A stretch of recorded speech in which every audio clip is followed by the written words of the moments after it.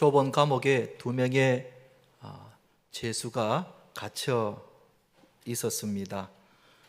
감방에는 빛이라고는 전혀 찾아볼 수 없고 단지 벽에 조그만한 창문이 하나 있을 뿐입니다. 2 죄수는 할 일 없이 그 창문만 바라보면서 하루하루를 보내고 있었습니다. 그런데 시간이 갈수록 2 죄수의 모습이 정반대로 나누어졌습니다. 한 죄수는 점점 절망을 하면서 신세타령을 하다가 시름시름 앓더니 결국 그 감방에서 죽고 말았습니다. 그런데 다른 한 죄수는 나중에 석방이 될 거라는 희망을 놓치지 않았습니다. 그리고 그 희망대로 그런 나중에 석방이 되어서 자유의 몸이 되었습니다. 2 사람이 똑같은 감옥에서 갇혀 있는데 어째서 한 사람은 죽고 한 사람은 살아서 석방을 하게 되었는가? 한 죄수는 창문에 박혀 있는 창살만을 보았습니다. 그 창살을 볼 때마다 절망을 했습니다. 그런데 다른 한 죄수는 창문을 보면서 창문 너머에 있는 별을 보았습니다. 밤마다 반짝이는 그 별을 바라보면서 내가 언젠가는 이 감옥에서 석방될 거라는 그런 소망을 가지고 있었습니다. 그리고 그의 소망대로 석방이 된 겁니다. 여러분, 그러니 어떤 생각을 가지고 사느냐 하는 것이 참 중요합니다. 어떤 생각을 가지고 사느냐 하는 것이 참 중요하다는 사실입니다. 우리도 살면서 괴롭고 낙심될 때가 있습니다. 그럴 때 내가 어떤 생각을 하느냐에 따라서 내 인생이 달라진다는 것입니다. 오늘 본문이 그것을 잘 말해주고 있습니다. 오늘 본문은 모세가 바로 왕에게 가서 이스라엘 백성들을 데리고 가겠다고 했을 때 바로 왕이 단번에 거절했습니다. 오히려 너희가 팔자가 편하니까 그딴 소리 한다 하면서 노역을 더 심하게 시켰습니다. 그래서 지금까지 벽돌을 만들 때 지퍼를 제공해 주었는데 이제부터는 이 지퍼 너희들이 모아가지고 와서 벽돌을 만들라면서 오히려 일을 더 심하게 시켰습니다. 그러자 이스라엘 백성들이 모세에게 몰려와서 당신 때문에 우리가 죽게 되었다 하면서 돌로 칠 태세를 가지고 있었습니다. 그야말로 이 모세가 양쪽에서 진퇴양난을 겪으면서 절망의 위기에 놓이게 된 것입니다. 그래서 모세가 너무 낙심되고 너무 괴로워서 하나님께 하소연을 합니다. 뭐라고 하소연하는가? 출애굽기 5장 22절에 보면은 모세가 여호와께 돌아와서 아뢰되 주여 어찌하여 이 백성이 학대를 당하게 하셨나이까? 어찌하여 나를 보내셨나이까? 그랬습니다. 여러분, 저기 2번 나오는 구절이 무슨 구절입니까? 어찌하여라는 말입니다. 모세가 어찌하는 말을 2번이나 하고 있습니다. 모세는 하나님만 믿고 여기까지 왔는데 어찌하여 이런 일들이 일어나게 되었는가 하고 하나님께 하소연을 하는 겁니다. 하나님을 믿으면 모든 일이 형통하게 잘 풀려야 하는데 형통은커녕 바로 왕에게는 미움을 받았고 이스라엘 백성들에게서는 돌에 맞아 죽게 생긴 겁니다. 그래서 모세가 너무 낙심이 돼서 하나님 어찌하여 이런 일이 생긴 겁니까? 하고 하소연을 하는 겁니다.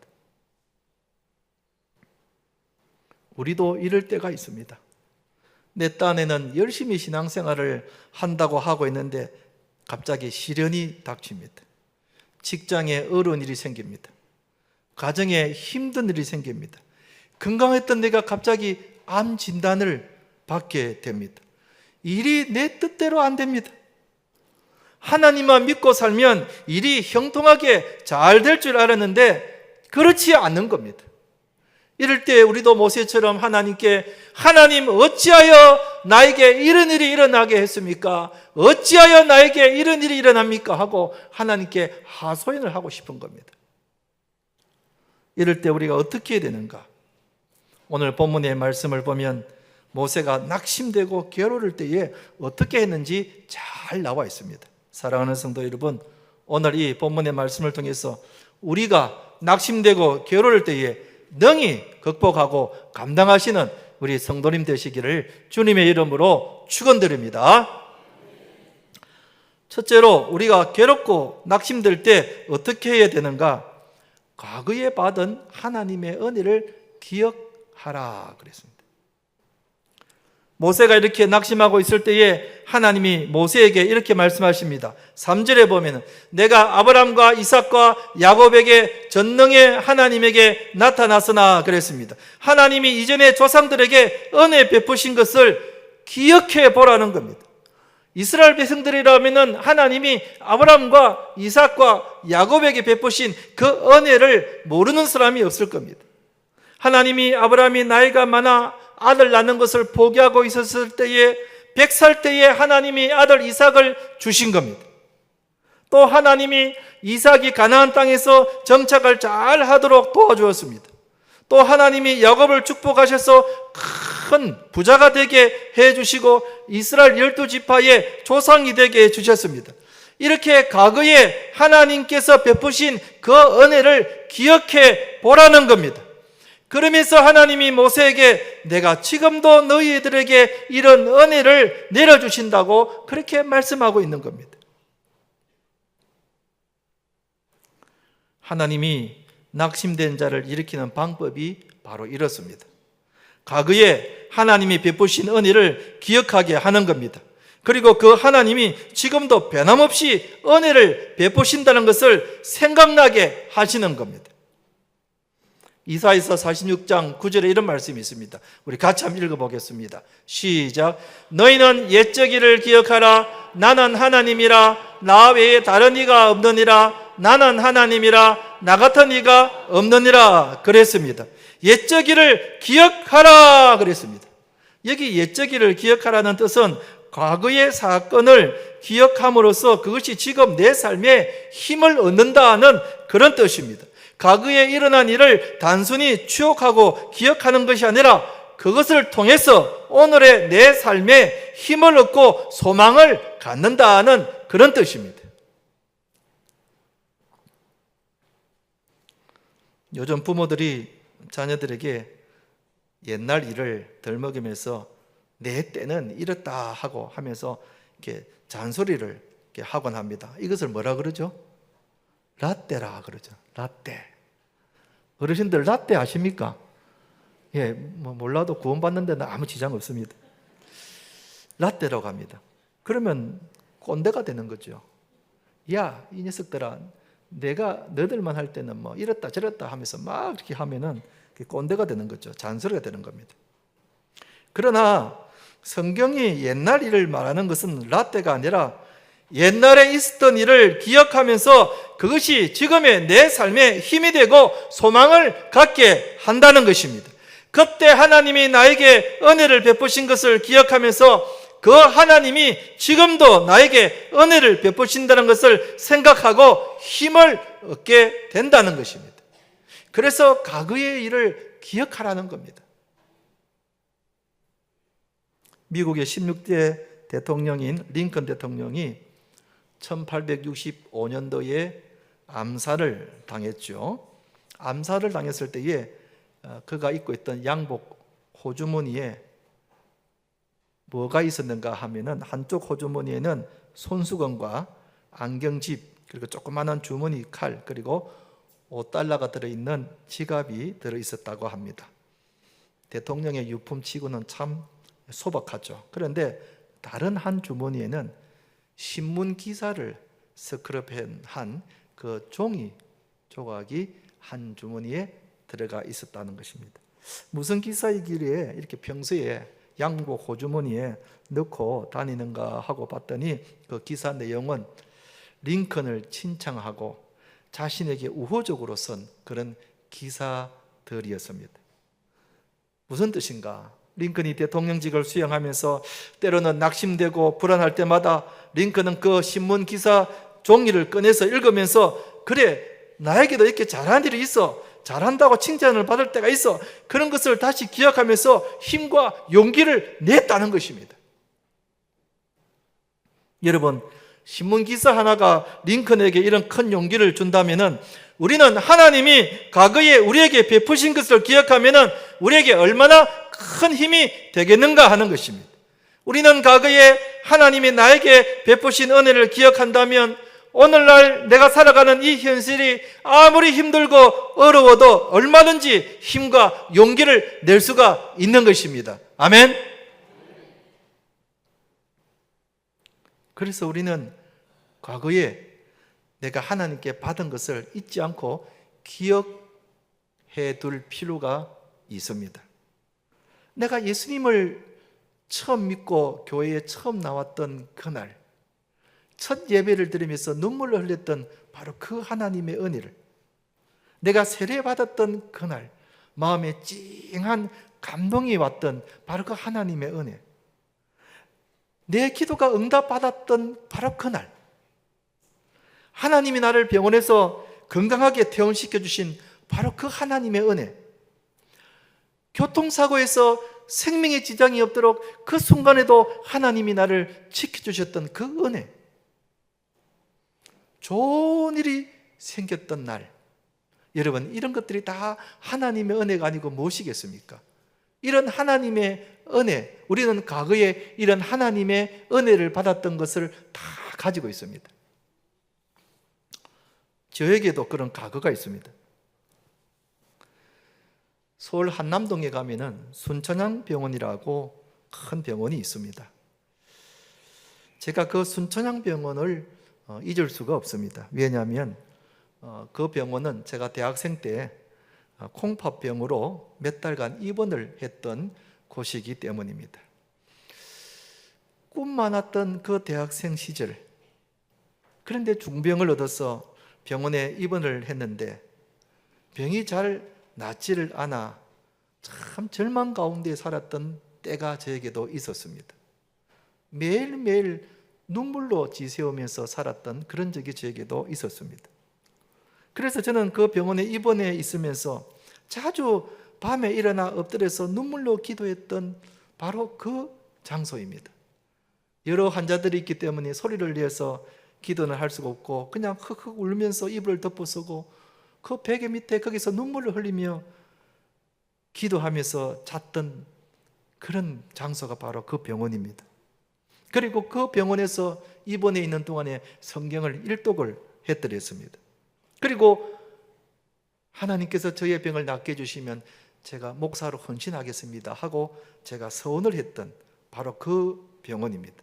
그리고 그 병원은 제가 나와서 건강하게 퇴원을 했던 바로 그 장소입니다. 그러니 어찌 제가 그 병원을 잊을 수 있겠습니까? 거기서 온갖 좌절과 그리고 낙심 가운데 있었을 때에 하나님 저를 일으켜 주시고 저의 병을 낫게 해주시고 그리고 제 마음에 평안을 주신 바로 그 은혜의 장소를 제가 어떻게 잊을 수가 있겠습니까? 그래서 제가 서울에 살 때에 한 번씩 그 병원 앞을 이렇게 지나가면서 그때 하나님의 은혜를 다시금 새록새록 생각을 하면서 힘을 얻고 흔들렸던 그 마음을 다시 잡곤 했던 적이 있었습니다. 여러분 가운데 지금 힘들고 낙심된 일을 겪고 있는 분들이 계십니까? 그렇다면 과거에 하나님께서 나에게 은혜 베푸신 것을 기억하십시오. 하나님이 분명히 그때 나에게 은혜를 베풀어 주신 적이 있을 겁니다. 하나님이 내가 하나님께 간절히 기도했을 때에 하나님이 내 기도에 응답해 주신 적이 분명히 있을 겁니다. 내가 하나님을 인격적으로 만나 감격의 눈물을 흘렸던 바로 그런 때가 있었을 겁니다. 내가 어렵고 힘들어할 때에 도와줬던 적이 분명히 있었을 것입니다. 그 하나님이 지금도 나와 함께 하셔서 변함없이 나를 도와주고 계시는 것입니다. 아멘. 그럴 때 내가 힘과 용기를 얻을 수가 있는 겁니다. 나 혼자가 아니라 그때 은혜를 베푸셨던 그 하나님이 지금도 나와 함께 하신다는 것을 믿을 때에 낙심과 괴로움 가운데서 내가 능히 감당할 수가 있는 것입니다. 그러므로 우리는 하나님의 은혜를 기억해야 합니다. 한번 따라 합시다. 하나님의 은혜를 기억합시다. 하나님의 은혜를 기억합시다. 두 번째로, 우리가 괴롭고 낙심될 때 어떻게 해야 하는가? 현재의 언약의 말씀을 붙잡아라고 말씀합니다. 하나님이 모세에게 과거의 일을 기억하게 하시고 용기를 주신 후에 이제 이렇게 말씀하십니다. 6절에서부터 보면은 하나님이 모세에게 7가지의 언약의 말씀을 주십니다. 6절 보면은 그러므로 이스라엘 자손에게 말하기를 나는 여호와라 내가 애굽 사람의 무거운 짐 밑에서 너희를 빼내며 그들의 노역에서 너희를 건지며 편팔과 여러 큰 심판들로서 너희를 속량하고 그랬습니다. 여기 보면 첫 번째는 애굽 사람의 무거운 짐 밑에서 빼내며 그랬습니다. 안식의 언약을 말합니다. 두 번째는 그들의 노역에서 너희를 건지며 그래서 구출의 언약을 말씀하고 있습니다. 세 번째는 편팔과 여러 큰 심판들로서 속량하겠다, 구원의 언약을 말씀하고 있는 겁니다. 그리고 이어서 7절이 나옵니다. 7절 보면은 너희를 내 백성으로 삼고 나는 너희의 하나님이 되리니 나는 애굽 사람의 무거운 짐 밑에서 너희를 빼낸 너희의 하나님 여호와인 줄 너희가 알지라 그랬습니다. 네 번째는 너희를 내 백성으로 삼고 해서 하나님 백성됨의 언약을 말합니다. 다섯 번째 언약은 나는 애굽 사람의 무거운 짐 밑에서 너희를 빼낸 너희의 하나님 여호와인 줄 너희가 알지어다. 너희가 알지어다. 하나님과의 소통의 언약을 말하고 있습니다. 그리고 8절에 보면 내가 아브라함과 이삭과 야곱에게 주기로 맹세한 땅에서 너희를 인도하고 그 땅을 너희에게 주어 기업을 삼게 하리라. 나는 여호와라 하셨다 하라 그랬습니다. 여섯 번째 언약은 내가 아브라함과 이삭과 야곱에게 주기로 맹세한 땅으로 너희를 인도할 것이라는 인도의 언약의 말씀입니다. 마지막으로 일곱 번째는 그 땅을 너희에게 주어 기업을 삼게 하겠다. 기업의 언약을 하셨습니다. 이렇게 하나님이 모세에게 모두 7가지의 언약의 말씀을 해 주셨습니다. 하나님께서 이렇게 모세에게 연달아 7가지의 언약을 주신 이유가 무엇이겠습니까? 모세에게 내가 지금은 괴롭고 힘들지만은 지금의 언약의 말씀을 붙잡아라는 것입니다. 내가 지금 너에게 말하고 있는 이 언약의 말씀을 붙잡아라는 것입니다. 마찬가지입니다. 여러분, 우리도 괴롭고 낙심될 때에 지금의 하나님의 약속의 말씀을 붙잡아야 합니다. 나와 동행하신다는 약속의 말씀, 나의 기도를 들어주신다는 그 약속의 말씀, 나를 도와주신다는 그런 약속의 말씀, 나를 치료해 주신다는 그 약속의 말씀, 나를 끝까지 지켜주신다는 그 약속의 말씀을 우리는 붙잡아야 하는 것입니다. 아멘. 시편 42편을 쓴 저자는 그가 큰 시련을 당하고 낙심하고 있었을 때에 그가 어떻게 낙심을 이겼는지 이렇게 말하고 있습니다. 시편 42편 5절 말씀은 우리 같이 한번 읽어보겠습니다. 시작. 내 영혼아 내가 어찌하여 낙심하며 어찌하여 내 속에서 불안해하는가. 너는 하나님께 소망을 두라. 그가 나타나 도우심으로 말미암아 내가 여전히 찬송하리로다 그랬습니다. 그가 자기 자신에게 말을 하고 있는 것입니다. 내 영혼아 어찌하여 낙심하며 어찌하여 불안해하는고 하고 말을 하고는 스스로 답하기를 너는 하나님께 소망을 두라 이렇게 말하고 있는 겁니다. 여러분, 우리가 살면서 괴롭고 낙심될 때에 내가 어떤 생각을 하고 있느냐에 하는 것이 대단히 중요합니다. 비관하면서 절망하느냐 아니면 하나님의 말씀을 믿고 소망을 가지느냐. 우리는 그럴 때 우리가 우리 자신에게 왜 낙심하고 있느냐, 왜 불안해하고 있느냐, 너희 하나님이 죽었느냐 이렇게 말을 한 후에 너는 하나님께 소망을 두라.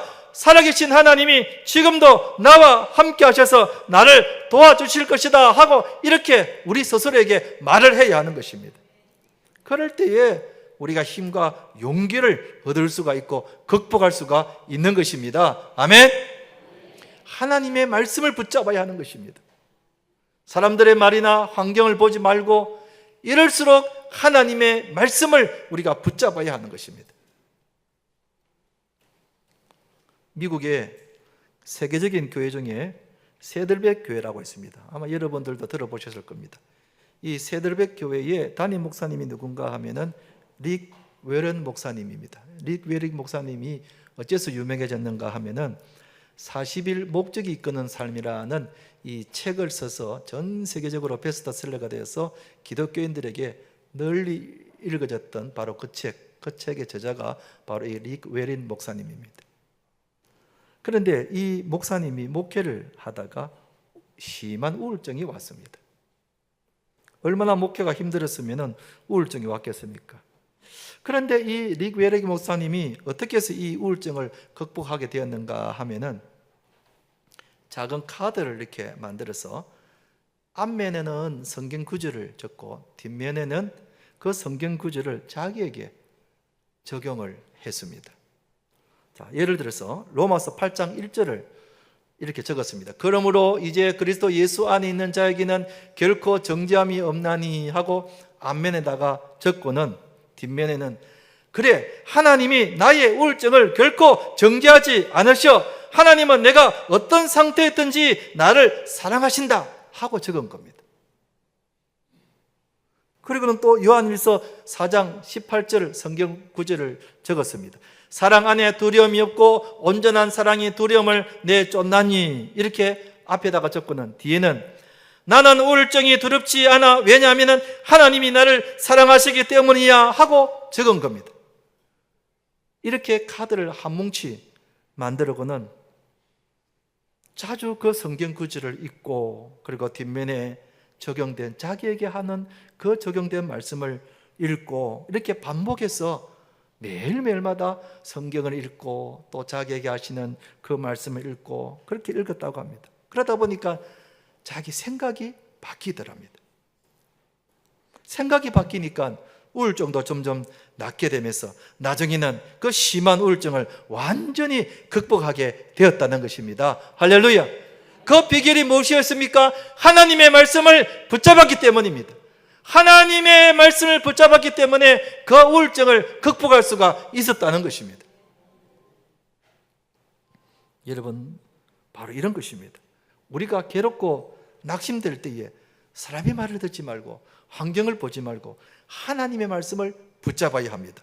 하나님의 말씀을 읽고 또 묵상하고 하나님의 말씀을 붙잡아야 합니다. 그럴 때에 나를 괴롭히는 생각이나 그리고 마음으로부터 내가 벗어날 수가 있는 것입니다. 그래, 하나님이 어떤 상황에서도 나를 사랑하셔. 그래, 하나님은 지금도 나와 동행하셔서 나를 돕고 계셔. 그래, 하나님은 허물이 많은 나일지라도 그래도 나를 품으시고 용서하시고 사랑하시오. 내 자신에게 자꾸 되새기면서 이 말씀을 내 자신에게 해야 하는 것입니다. 그래, 하나님은 지금도 나와 함께 계시오. 지금도 하나님은 내 기도를 들으시고 지금도 하나님은 내가 아픈 것을 아시고 지금도 하나님은 내 형편사정을 다 아시오.